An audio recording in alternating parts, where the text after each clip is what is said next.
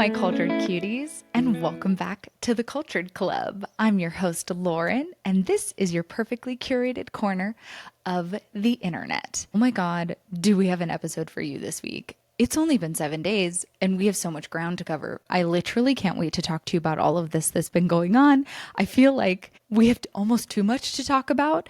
This is a little bit of Green Girl magic. Pink and green. We have the perfect breakup to start Pride. Literally broke the internet. We have the dropping of a brand new single that could not have happened at a better time. We have insane things happening in the BookTok world that must be discussed.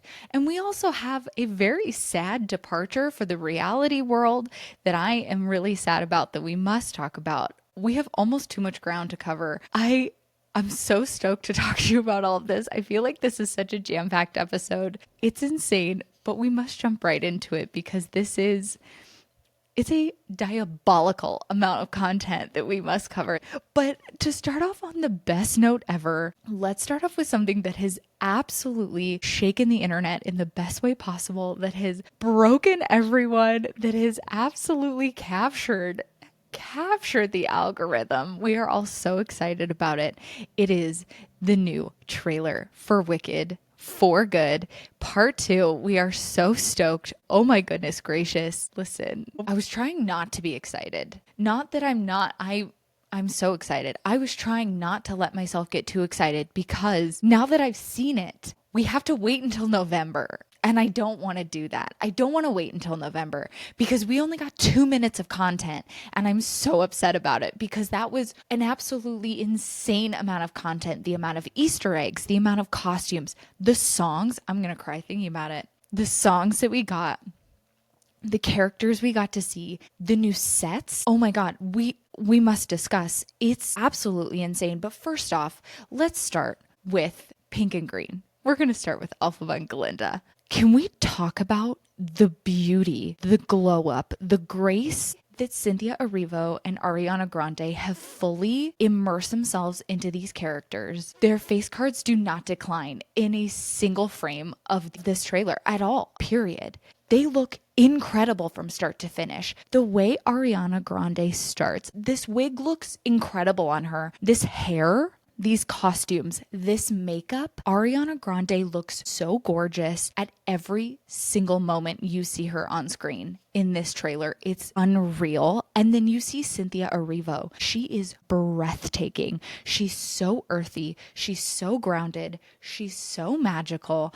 I'm obsessed with her. Cannot even, you see the tension, you feel the tension. She looks so powerful in this trailer. I'm so mad we have to wait until November. I'm actually, it's like a criminal amount of time. I think it's 170 days we have to wait, but who's counting? I was so excited the second it started playing and you hear her say, Elphaba Throp, I know you're out there. I could not have been more excited that that's how they started the trailer because it's a place that you almost wouldn't expect. The wedding, John M. Chu, famous for a wedding. Crazy Rich Asians, probably one of the, if not the best weddings to ever be put on screen. He's famous for a wedding. So her coming out in this gorgeous wedding gown, this insane hair. She's got green little birds taking flight in her ears. I think they're sparrows. They're gorgeous green birds, and she has green glitter highlight on her brow bone. So she's got an homage to Elfie in her makeup in this incredible gown by Oscar winner Paul Tazwell. It's insane. And then you have Elfie come out on the balcony. I wanted to cry right there. I wanted to cry right there. Listen, the Wicked for Good movie is Avengers Endgame for theater kids. I said what I said. It is. It is Avengers Endgame for theater kids. It is the end all be all of movies. It cannot get bigger than this. It's huge.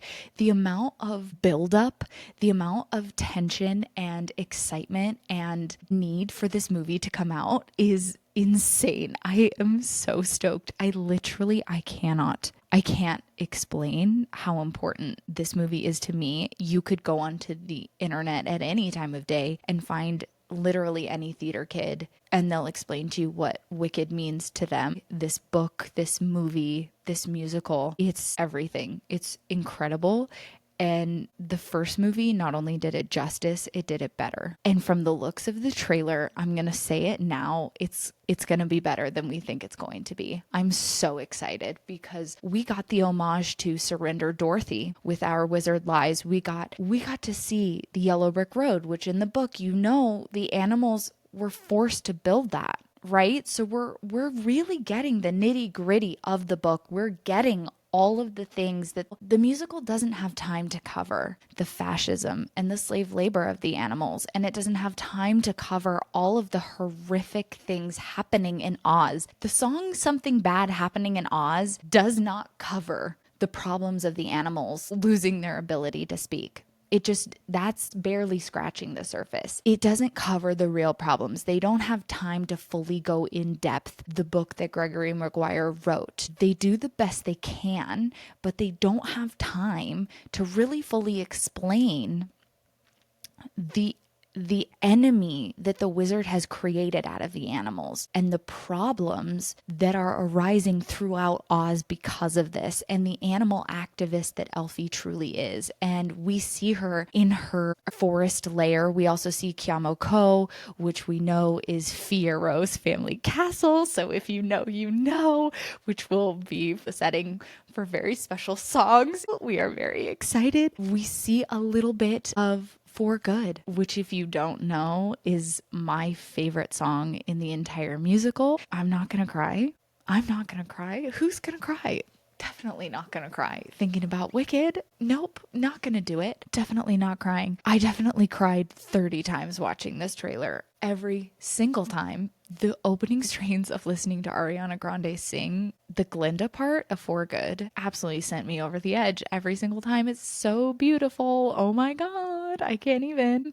Okay, so we see what will eventually end up being, we can assume, the beginning parts of For Good, right? You see Glinda holding the grimoire. In the end, she's wearing that beautiful gown, again by Paul Tazwell, which is kind of the ending amalgamation of the blue and pink bubble dresses. It's that really beautiful purple. And you see them talk about, you're the only friend I've ever had, and I've had so many friends, but you're the only one who's mattered. That's kind of the moment when For Good starts to happen in the musical, although they've written the lines a little bit differently there.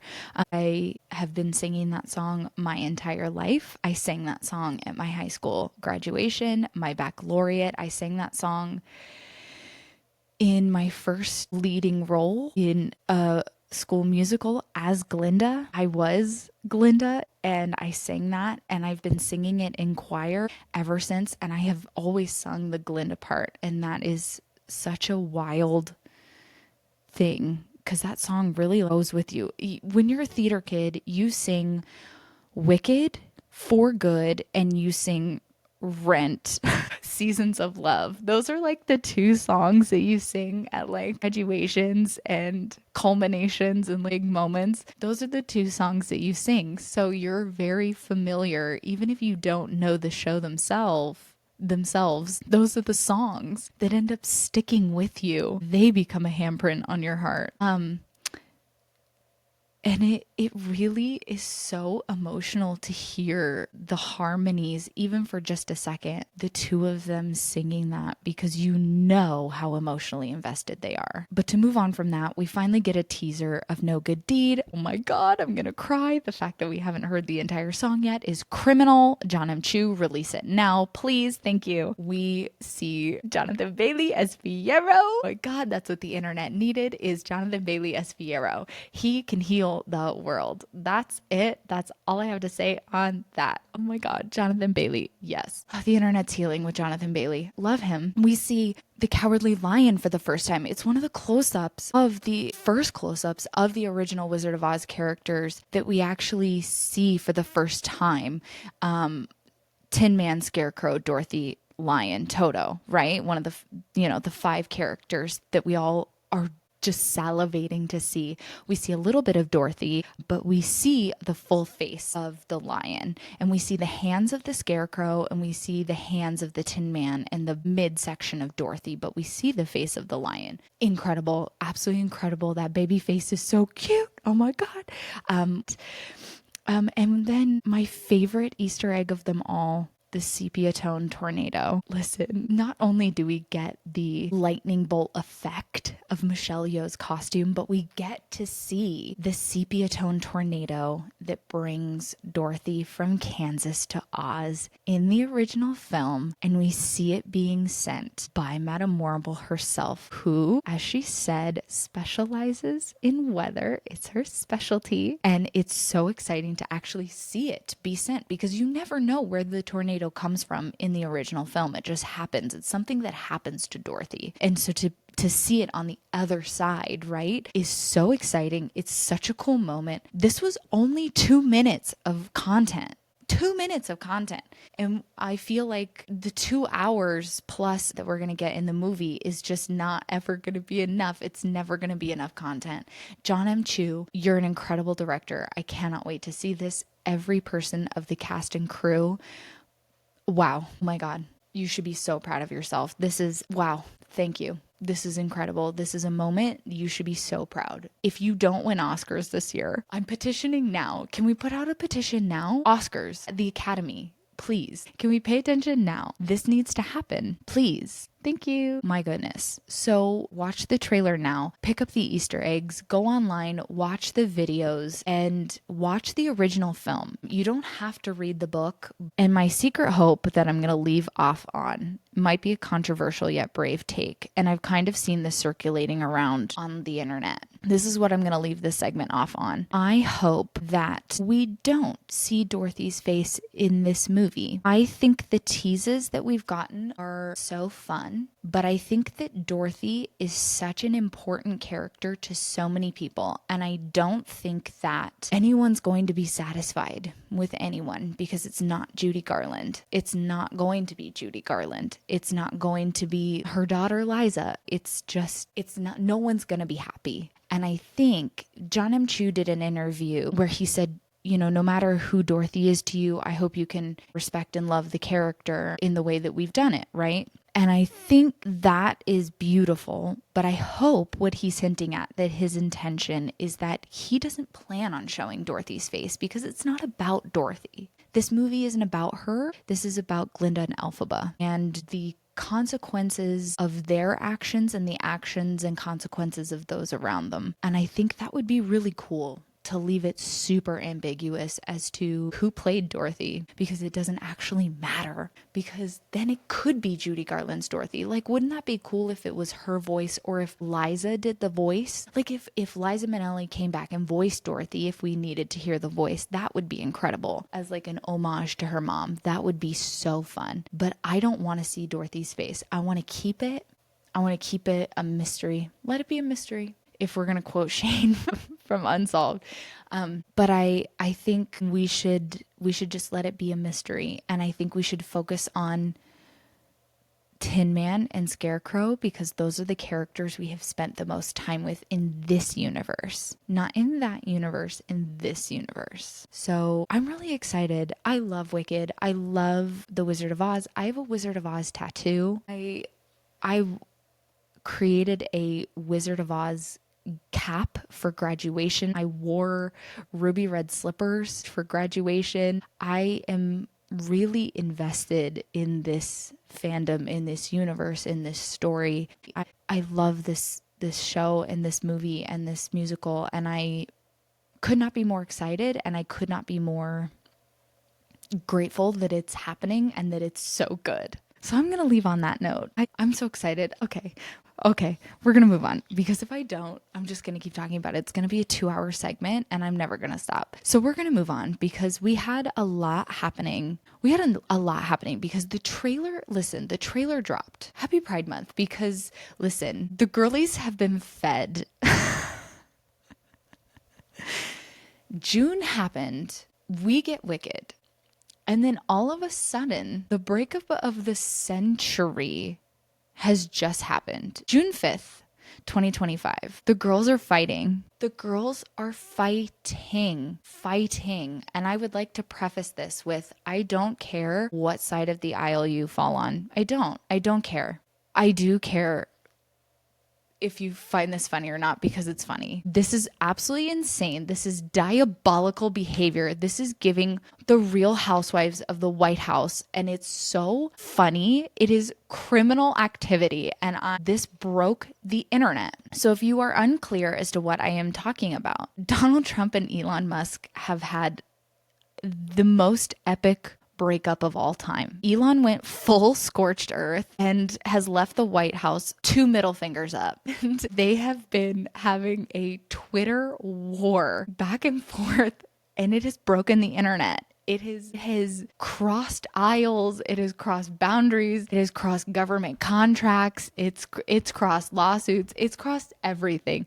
It's everywhere. You can't escape it. It's on every news platform. It's on every social media app you can find. The girls are fighting, okay? And it's hilarious. It's hilarious. It's so good. My favorite meme of all of this is the actual tweets themselves, because they are diabolical. My hope is that they just go down the list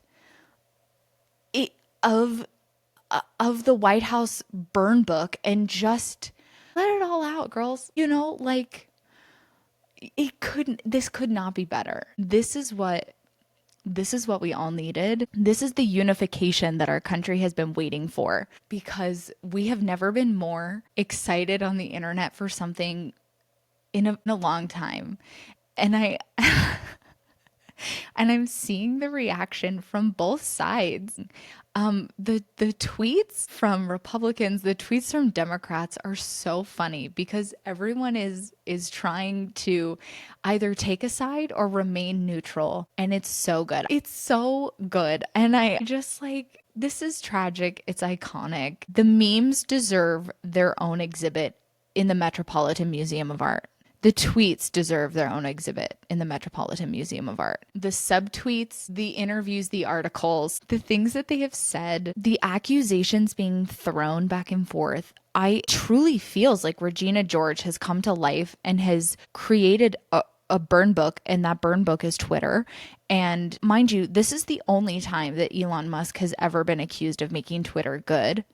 I didn't come up with that. I totally took that from the internet, but it's so true. This is it. This is the only time that Elon has ever made Twitter fun and engaging and good. And this is now the United States burn book is Twitter. They're just going down shot for shot, list for list. You didn't like that? Okay, well, I didn't like this. You didn't like that? I didn't like this. Well, you can't do that. I'm going to do this. Well, you can't do that. I'm telling. Who are you telling? What are we doing? Mama, pull it together. You can't do that. No.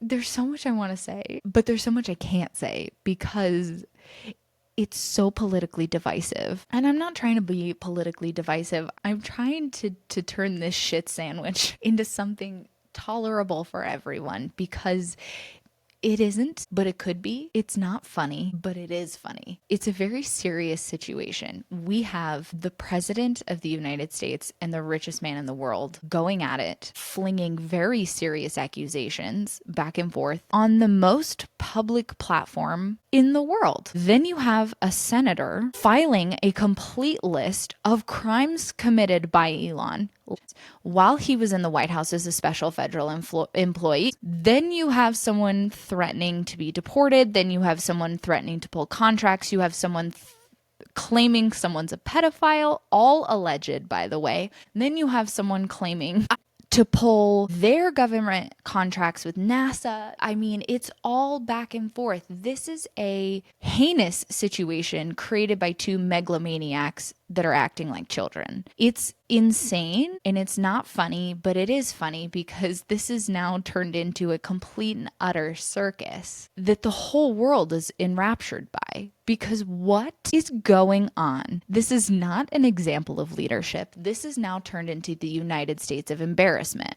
Pull yourselves together. What? This isn't it. This isn't cute. This isn't good behavior. This isn't demure. No. But it is funny, because this is the breakup of the century. This is the breakup everyone knew was going to happen. We all saw this coming. I hate to say I told you so, but I mean, the writing was on the wall, girly. It was there. It was always there. And I don't want to say I'm afraid for what could happen from this fallout, but I'm not going to lie. It's definitely a terrifying prospect of what could happen when you have two incredibly rich egomaniacs going at each other with unlimited resources and the secrets of the government. They know where all the bodies are buried. So what's to stop them from doing something absolutely diabolical to this country? Not to put fear into anyone, but it's kind of criminal. The behavior, the activity, the decorum. We're all gooped and gagged. And it's fun and it's also not fun. You know, there are theories on the internet saying that this is all just a big distraction, and it could be, very well could be, very well could be. Is there any proof in that? I don't know. I don't have any proof. I'm just a girl on the internet. I'm just here sitting down talking to you about my thoughts and opinions. But it's kind of crazy. It was giving Real Housewives of the White House, and they were going shot for shot. Subtweets. But you know, the absolutely crazy thing about all of this is that the most divine act of cosmic timing could not be any funnier. She has a sense of humor because all of this was happening on the same day that Sabrina Carpenter is dropping a new single called Manchild. Her PR team could not have planned that any better. I mean, hello? You literally you couldn't pay for that kind of publicity. It could not have been any funnier. I think we all know who it's about. Allegedly the song Manchild, but he got out scot-free because now everyone is just like copy pasting that song behind tweet edits of Trump and Elon's Twitter fights. And I think that's so funny. Mercury really is in retrograde because all of this is happening during Pride, during the Wicked trailer rollout, during Sabrina Carpenter's Manchild single rollout. The week of June 1st was absolutely feral. I love June, but like, oh my goodness gracious. But in all seriousness, to wrap up what happened with Trump and Elon, time will tell. The fallout will be the fallout. Whatever is going to happen in another universe, if you believe in that type of thing, it's already happened. Right? Or whatever is going to happen is going to happen. And we are going to deal with it one day at a time. And we're going to figure it out together as a community, no matter what side of the aisle you fall on. It's all going to work out the way that it's supposed to work out. Whatever you take from that, I truly hope you find comfort in it.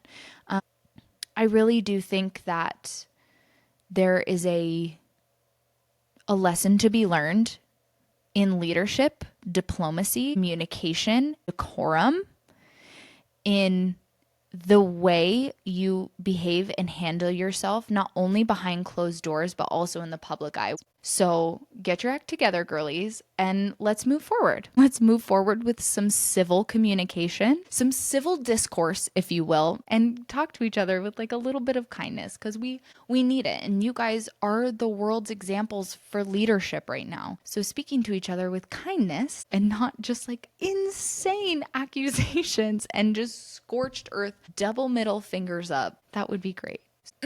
Okay, so moving on to my next segment. This one kind of hurts a little bit. I'm a giant fan of Summer House, and I'm an even bigger fan of Paige DeSorbo. You might know her from Giggly Squad, the very famous podcast. It's Booked and Busy. It's such a good podcast. Paige is not returning for season 10 of Summer House. This was just announced on June 5th. As all of the craziness was going on with the breakup of the century, Paige put out a statement that she wouldn't be returning. I am actually really sad. I'm obsessed with Paige. Paige is my favorite person to watch. I genuinely really just watch Summer House for Paige. That's pretty much why I watch Summer House. She is so funny. The Sassy Boots comments are hilarious.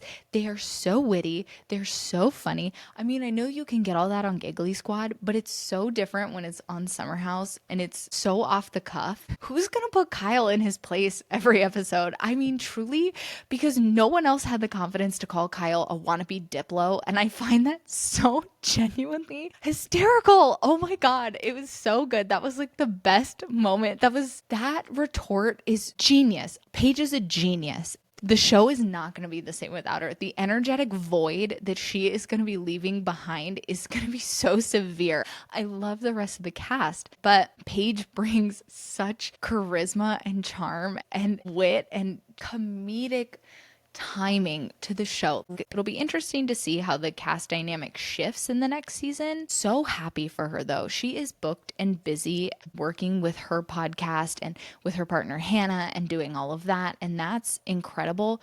Hannah's also a Summer House alum if you didn't know, but it's so fun to see what's happening over there, and that's so exciting. So it's not sad to see her go, but it is sad. I'm gonna miss seeing Paige on the show every week. She's my favorite person to watch. And I feel bad because I think her last season was really tainted by the breakup and all of the drama that went down with that. And I think that really put a cloud over everything that happened. And I think that may have been not a deciding factor, but definitely an influential puzzle piece into the overall of why she decided to leave the show. So happy for Paige, but that's a lot. And it's kind of breaking news because Paige has been on the show for 7 seasons. So to see someone that's been so entrenched in the show and the drama and the good times and the bad times and the revolving cast, it's good and it's bad. But I need to move on to something that is absolutely crazy that is happening right now in the BookTok world. We shall be discussing major breaking news in the BookTok world. Major announcements coming from major places to be turned into adaptations for I believe it is a movie and a TV show, or I believe it's both TV shows. Oh my God. Okay, so let's get down into this. Let's get into this. So BookTok blew up this week because some things were announced. First things first. One of my favorite books of all time, the Mindfuck series. Sophia Stallone has officially optioned the rights for the Mindfuck series by St. Abbey to be adapted into, I believe it's a TV show. This book it's technically 5 different books. If you didn't know, sadly, the original author, St. Abbey is her pen name. The original author of these books sadly passed away a few years ago after the completion of this series.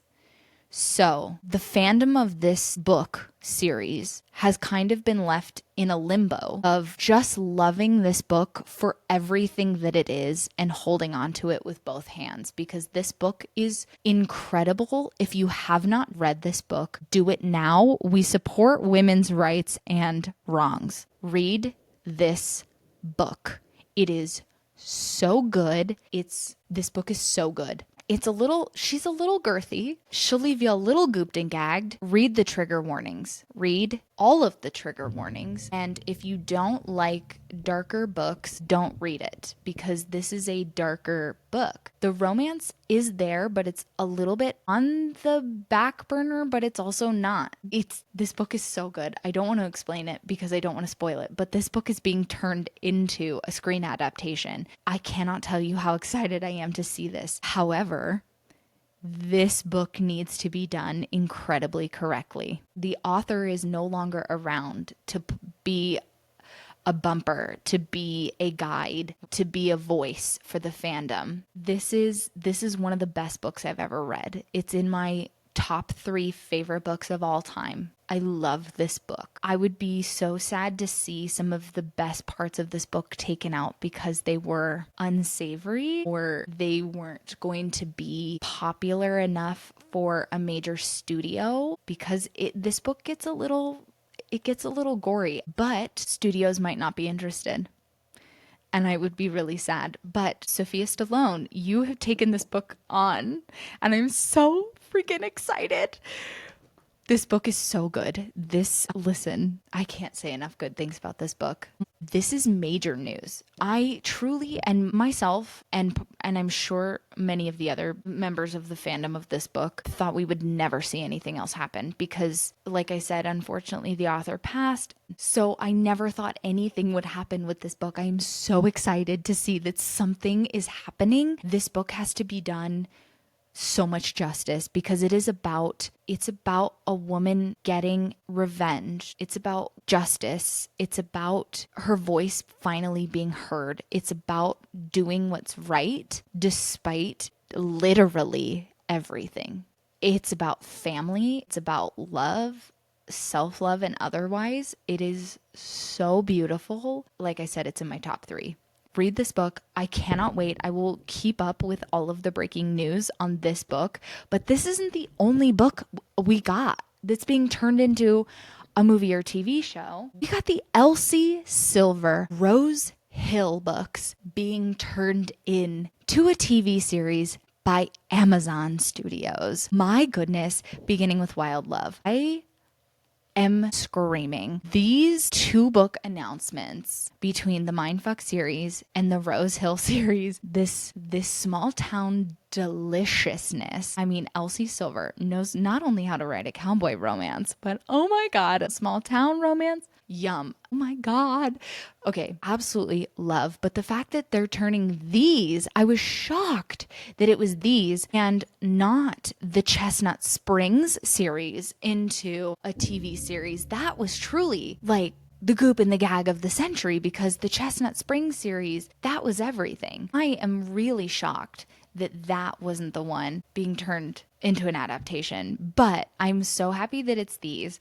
We love these. The next one comes out in September, so we'll see if there's any breaking news about that. These also have to be done justice. I mean, all of her books they're all like interconnected standalones. So you can kind of read these, but you know the characters from each book. So you need to do these justice. So I don't know if it's like each book is a season. I don't know. I don't know what they're going to do. I don't know. I'm really excited. We also don't totally know really anything more beyond that. So Amazon, that's huge. But I am worried. I'm worried because we know what's happened kind of with the whole ACOTAR series. That's really fallen by the wayside. It's been picked up by multiple studios and then totally dropped. We don't know what's happening with that. And at this point, I'm kind of like, just leave it alone. Just let it drop. I mean, there's a lot of stuff happening with some of the other famous BookTok books, kind of like it happened one summer with Tessa Bailey. That got optioned into a movie, but we haven't really heard anything since 2022, I believe. So things happen all the time. So while these announcements are so exciting, I literally can't explain it. We also have to just like